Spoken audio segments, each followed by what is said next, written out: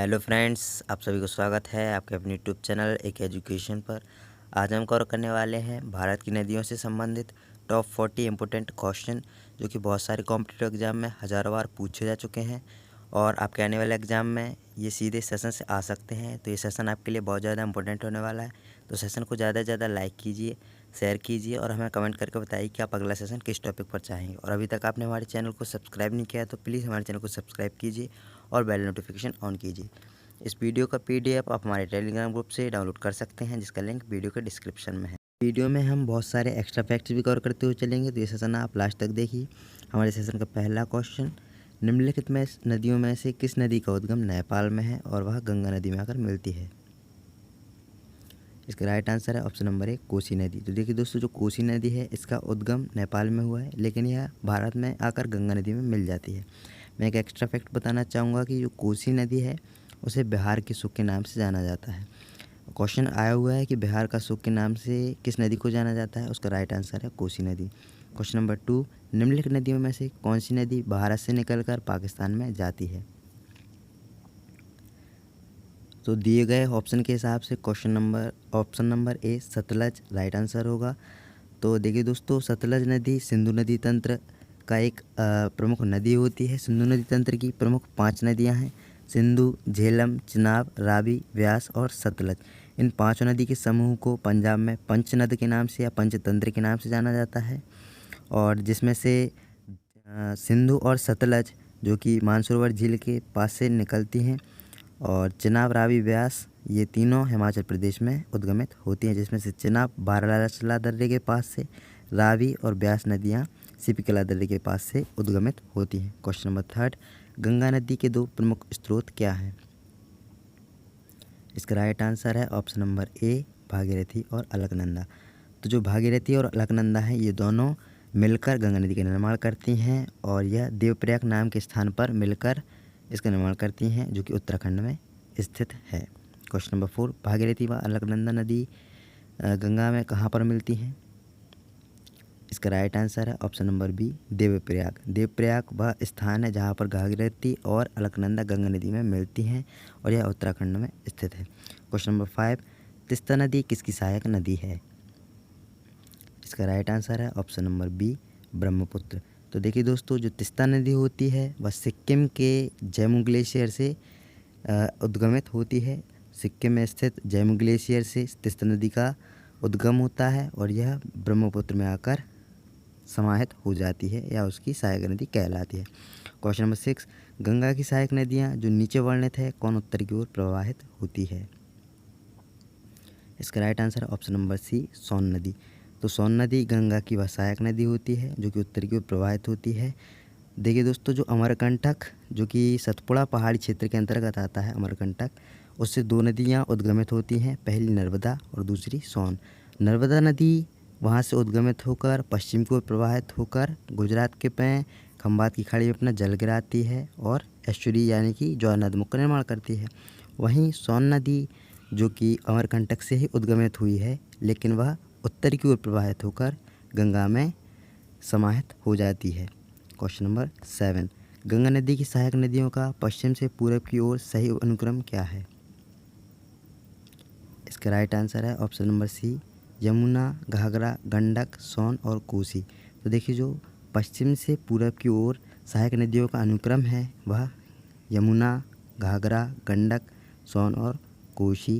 Question number 8, Bharat में delta बनाने वाली नदियां हैं। इसका राइट आंसर है option number C Kaveri, Ganga और महानदियाँ।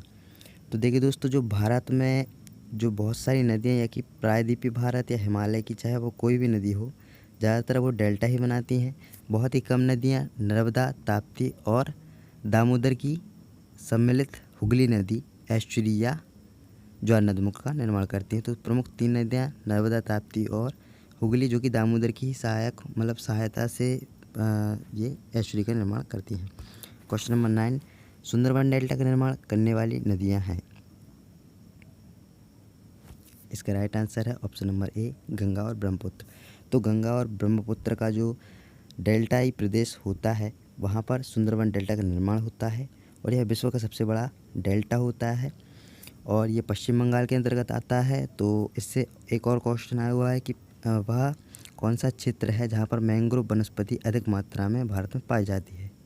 तो वह सुंदरबन डेल्टा है। तो यहाँ पर मैंग्रोव वनस्पति पाई जाती है। और दूसरे नंबर पर मैंग्रोव वनस्पति गुजरात में पाई जाती है। क्वेश्चन नंबर 10, नर्मदा नदी किस स्थान से उत्पन्न होती है। इसका राइट आंसर है ऑप्शन नंबर ए, अमरकंटक। तो देखिए दोस्तों, जो नर्मदा नदी है अमरकंटक से उद्गमित होती है, जो कि सतपुड़ा पहाड़ी क्षेत्र में अंतर्गत आता है।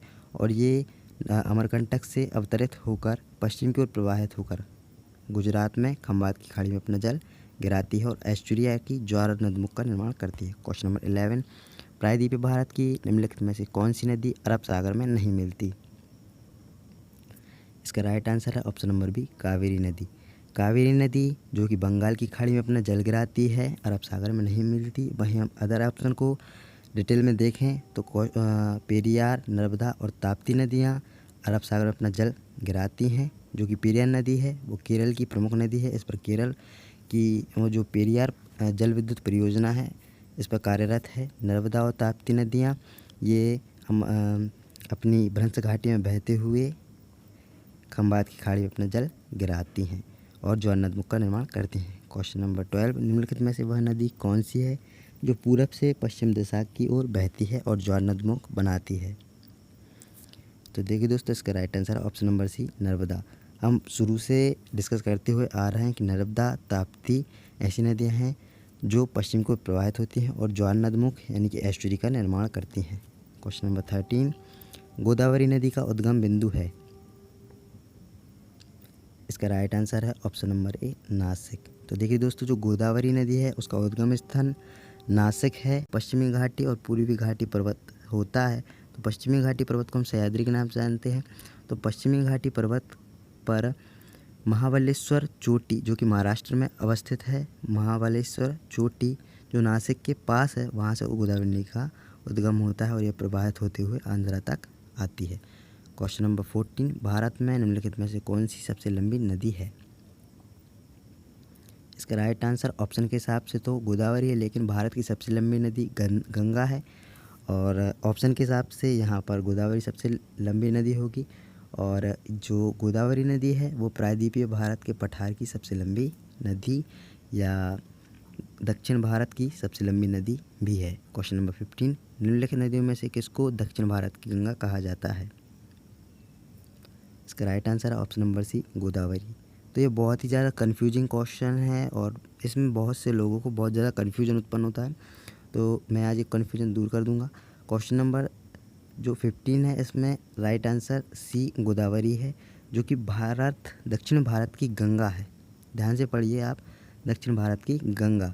और जो दक्षिण गंगा है उसको कावेरी के नाम से जाना जाता है। तो आपसे क्वेश्चन पूछा जाए कि दक्षिण गंगा के नाम से किस नदी को जाना जाता है, उसका राइट आंसर होगा कावेरी।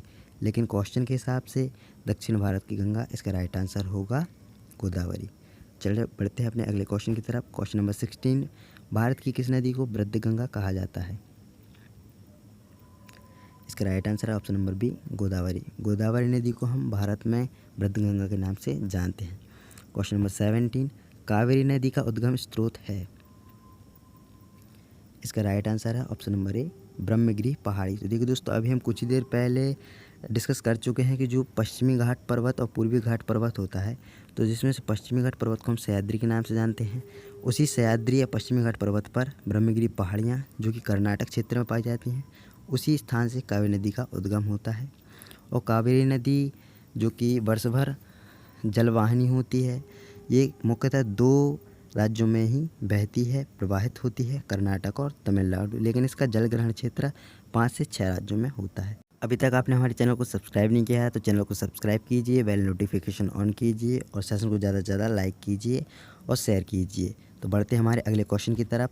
क्वेश्चन नंबर 18, प्रायद्वीपीय भारत की एकमात्र 12मासी नदी कौन सी है। इसका राइट आंसर है ऑप्शन नंबर बी, जो कावेरी नदी होती है दोस्तों, वह प्रायद्वीप भारत की एकमात्र ऐसी नदी है जो कि वर्ष भर प्रवाहमयी होती है या 12मासी होती है। क्वेश्चन नंबर 19, कावेरी नदी जल विवाद मुख्यतः किन 2 राज्यों के मध्य है। इसका राइट आंसर है ऑप्शन नंबर डी, तो कर्नाटक और तमिलनाडु के मध्य कावेरी नदी का जल विवाद है। यह भी बहुत ज़्यादा कन्फ्यूजिंग क्वेश्चन होता है, इसमें लोग बहुत ज़्यादा कन्फ्यूज होते हैं। तो बहुत ही सिंपल है कि ये कावेरी नदी जल विवाद कर्नाटक और तमिलनाडु के मध्य है। और मैं बताना चाहूँगा कि कावेरी नदी कर्नाटक और तमिलनाडु के मध्य प्रवाहित होती है, लेकिन इसका जलग्रहण क्षेत्र तेलंगाना, आंध्र प्रदेश, तमिलनाडु, कर्नाटक, केरल में है। क्वेश्चन नंबर 20, ब्रह्मपुत्र नदी निम्नलिखित में से किस हिमनद से निकलती है? इसका राइट आंसर होगा option number D, Chemayungdung glacier. तो देखिए, जो हमारी सिंधु, सतलज और ब्रह्मपुत्र नदियां हैं, ये तीनों मानसरोवर झील के निकट स्थित चेमायुंगडुंग ग्लेशियर के आसपास से निकलती हैं, जिसमें से ब्रह्मपुत्र नदी चेमायुंगडुंग ग्लेशियर से निकलती है। क्वेश्चन नंबर 21, कौन सी नदी कर्क रेखा को 2 बार काटती है? इसका right answer option number D, तो माही नदी ही वह नदी है दोस्तों जो कर्क रेखा को 2 बार काटती है। क्वेश्चन नंबर 22, अरुणाचल प्रदेश में प्रवेश करने पर ब्रह्मपुत्र नदी को किस नाम से संबोधित किया जाता है? इसका राइट आंसर है ऑप्शन नंबर बी, तो दिहांग, जो कि ब्रह्मपुत्र का दूसरा नाम है। अरुणाचल प्रदेश में ब्रह्मपुत्र को दिहांग के नाम से जाना जाता है। तो देखिए दोस्तों, ब्रह्मपुत्र एक ऐसी नदी है जिसके बहुत सारे नाम हैं। तिब्बत में इसे सांगपो के नाम से जाना जाता है, अरुणाचल प्रदेश में इसे दिहांग के नाम से जाना जाता है, बांग्लादेश में इसे जमुना के नाम से जाना जाता है। तो इसके बहुत सारे नाम हैं दोस्तों। क्वेश्चन नंबर 23, मानस किस नदी की उपनदी है, यानी कि सहायक नदी है? इसका right answer option number D, तो मानस सिक्किम की एक नदी है जो कि ब्रह्मपुत्र की सहायक नदी है। क्वेश्चन नंबर 24, मेघना निम्नलिखित में से किन 2 नदियों की संबंधित धारा है? इसका right answer option number D, Ganga और ब्रह्मपुत्र। तो देखिए दोस्तों, इस एक क्वेश्चन से हम 5 से 6 क्वेश्चन कवर करने वाले हैं। तो जो हमारी गंगा नदी होती है वो 2 धाराओं में विभाजित होकर एक धारा पश्चिम बंगाल में चली जाती है और एक धारा हमारे बांग्लादेश में। तो पश्चिम बंगाल में जो धारा जाती है उसे हुगली नदी के नाम से जाना जाता है। कलकत्ता शहर हुगली नदी के ही तट पर स्थित है। तो जो दूसरी धारा जो पश्चिम बंगाल में जो बांग्लादेश में जाती है, बांग्लादेश में गंगा नदी को हम पद्मा के नाम से जानते हैं, और जो ब्रह्मपुत्र नदी बांग्लादेश में प्रवेश करती है उसे हम जमुना के नाम से जानते हैं। तो जो पद्मा और जमुना मिलकर मेघना नदी का निर्माण करती हैं, अर्थात गंगा और ब्रह्मपुत्र मिलकर मेघना नदी का निर्माण करती हैं।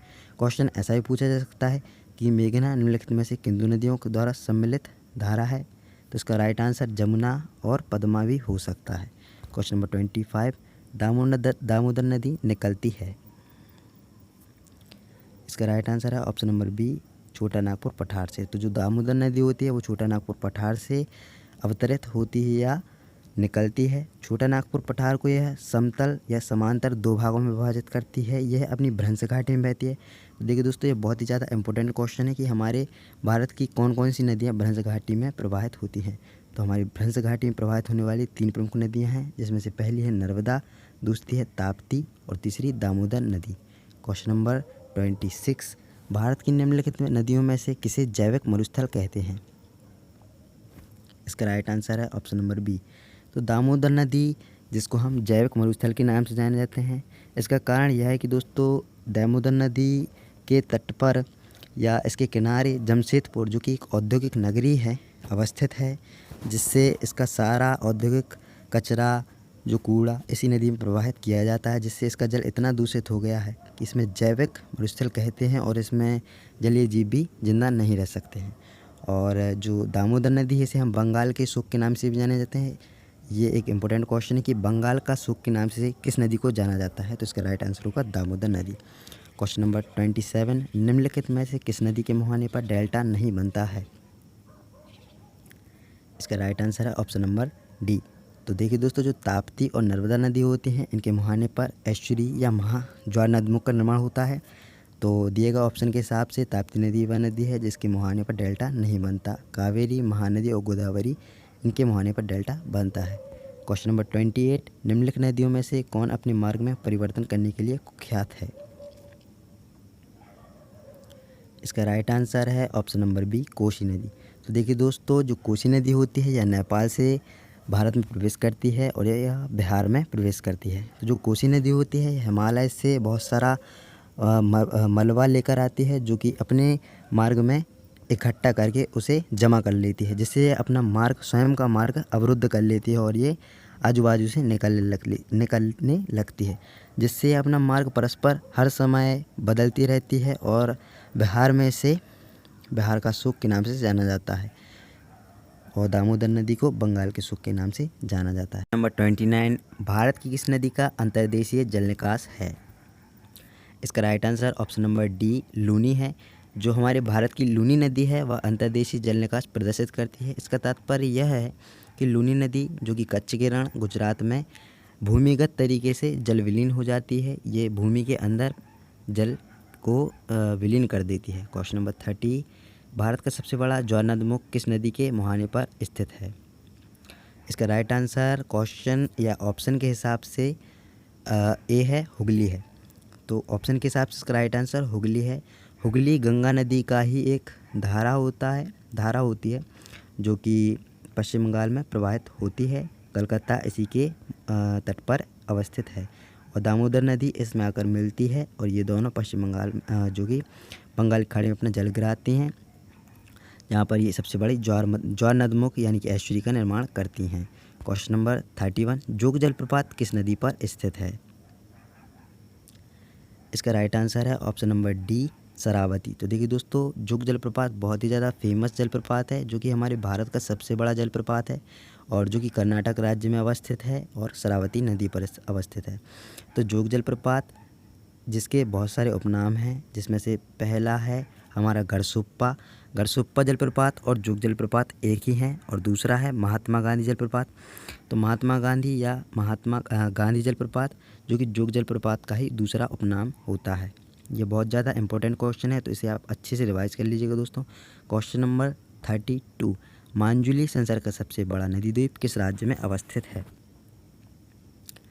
इसका राइट आंसर है ऑप्शन नंबर बी असम। तो देखिए दोस्तों, जो हमारी ब्रह्मपुत्र नदी है वह तिब्बत से अरुणाचल प्रदेश में प्रवेश करते हुए असम की घाटी में प्रवाहित होकर बांग्लादेश में प्रवेश कर जाती है। तो जो असम में ये नदी छोटे छोटे नदी द्वीपों का निर्माण करती है और जिसमें से सबसे बड़ी नदी द्वीप मांजुली होता है और ये संसार का सबसे बड़ा नदी द्वीप है और ये ब्रह्मपुत्र नदी के द्वारा निर्मित होता है दोस्तों। क्वेश्चन नंबर 33, दूधगंगा नदी निम्नलिखित में से किस राज्य में अवस्थित है? इसका राइट आंसर है ऑप्शन नंबर ए। तो जम्मू कश्मीर में दूधगंगा नदी अवस्थित है। क्वेश्चन नंबर 34, इंदौर के समीप स्थित जमापा पहाड़ी स्रोत है? इसका राइट आंसर है ऑप्शन नंबर बी चंबल नदी का। तो देखिए दोस्तों, जो चंबल नदी है वह इंदौर के समीप स्थित जानापा पहाड़ी से अवतरित है या यहीं से इसका उद्गम हुआ है। क्वेश्चन नंबर 35, निम्नलिखित में से वह नदी कौन सी है जिसके बारे में आंध्र प्रदेश, कर्नाटक और महाराष्ट्र के बीच विवाद चल रहा है? इसका राइट आंसर है ऑप्शन नंबर डी कृष्णा। जो कृष्णा नदी है दोस्तों, आंध्र प्रदेश, कर्नाटक और महाराष्ट्र के बीच विवाद का कारण बनी हुई है। क्वेश्चन नंबर 36, उत्तर पूर्वी भारत में बहने वाली राष्ट्रपारीय नदी है? इसका राइट आंसर है ऑप्शन नंबर ए। जो ब्रह्मपुत्र नदी है जो उत्तर पूर्वी भारत में बहने वाली राष्ट्रपारीय नदी है। क्वेश्चन नंबर 37, शारदा नदी का उद्गम स्थल है? इसका राइट आंसर है ऑप्शन नंबर सी गौमुख हिमानी। तो देखिए दोस्तों, जो गौमुख हिमानी से शारदा नदी उद्गमित हुई है। क्वेश्चन नंबर 38, कालिंदी खालिस्तान नदी का दूसरा नाम है? इसका राइट आंसर है ऑप्शन नंबर सी यमुना। तो देखिए दोस्तों, जो यमुना नदी होती है उसी का दूसरा नाम कालिंदी नदी है, जो कि यमुना नदी गंगा नदी की सहायक नदी है। क्वेश्चन नंबर 39, भारत की गंडक नदी को नेपाल में किस नाम से जाना जाता है? तो देखिए दोस्तों, जो नेपाल से गंडक और कोसी दो नदियाँ भारत में बिहार में प्रवेश करती हैं, जिसमें से गंडक नदी को हम नेपाल में नारायणी यानी ऑप्शन नंबर सी के हिसाब से जानते हैं। तो इसका right answer option number C Narayani होगा। तो हमारे इस सेशन का लास्ट क्वेश्चन, बैनगंगा और पैनगंगा किसकी सहायक नदियां हैं? इसका right answer option number A Godavari. तो देखिए दोस्तों, जो बैनगंगा और पैनगंगा सहायक नदियां हैं वह गोदावरी की हैं। जो गोदावरी की सहायक नदियां हैं बैनगंगा, पैनगंगा और अमरावती मुख्य रूप से हैं। अब यही हम दूसरे ऑप्शन को देखते हैं। तो कृष्णा की सहायक नदियाँ तुंगभद्रा, घाटप्रभा और मालप्रभा हैं। गंगा की यमुना, चंबल, सोन, कैन आदि नदियाँ, सहायक नदियाँ, इसकी बहुत सारी नदियाँ सहायक नदियाँ हैं। और झेलम नदी जो कि जम्मू कश्मीर के बैरीनाग के समीप शेषनाग झील से अवतरित होती